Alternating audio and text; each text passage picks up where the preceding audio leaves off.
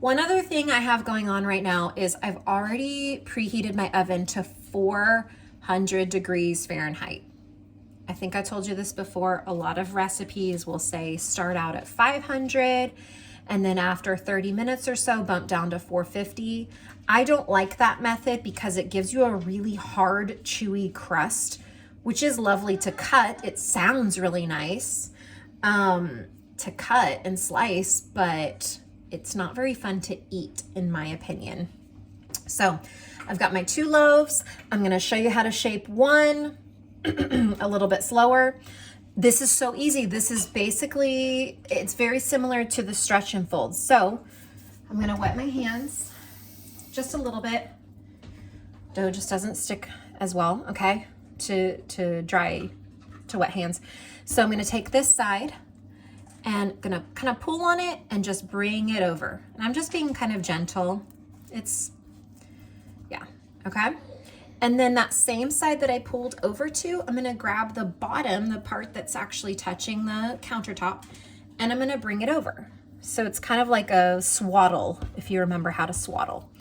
And then you pick this baby up. It feels, I don't know, for some reason it reminds me of a newborn. Like the floppiness, I don't know, and the shape. And then you do the same thing with these ends, okay? Over this way, kind of make it stick. And then this side that's touching the countertop, fold it back over, okay? And it should look like it's a little bit tight and kind of like in a roll, okay? Yeah, you can see that on the video. And then with my bench scraper, so this is gonna be my boule, my round one. So I am gonna make this a little tighter. I'm gonna show you how to do that with the bench scraper. This one, I'm not gonna use the bench scraper with. I will simply do this with my loaf pan because I want it more in this shape, okay?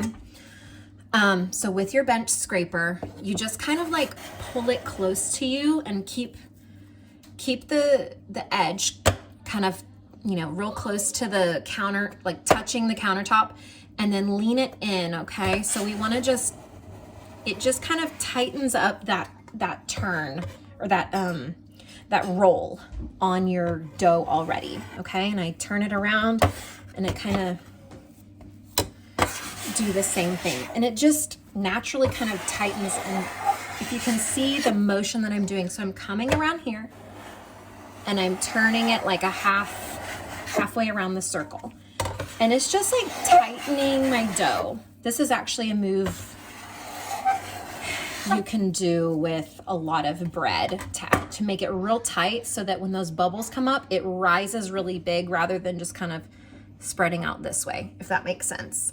Now I'm gonna use my bench scraper again to pick up this little baby. I'm gonna plop it in here.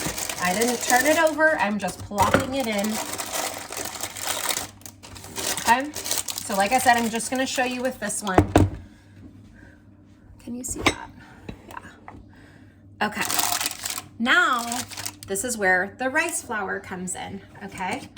Sprinkle just a little on top. What this does is it just helps it to be like a dry surface to run my lame through. You could do this with a knife. You don't need a lame, okay? Do this with a sharp knife. And I'm just gonna make 2 like crescent cuts. They don't have to be perfect. You don't have to see them clearly. Trust me, it will rise and be lovely and you'll be able to see it, okay? My lame, I have to like kind of saw into it a little bit. So it maybe goes in about 1/4 to 1/2 inch. You can see that now, okay? And then I flip it over and I do it to the other side. What, baby girl? Yeah, if you wanna get water. And that one looked like it wasn't quite as deep, but I don't care. And then I put it in the oven and because I think my oven temp is off, I usually put it in for about 50 minutes or 1 hour to begin with. And then I start checking the internal temp. So if you want to start out checking at like 30 or 40 minutes, by all means, that might be a better plan, especially if you have a convection oven.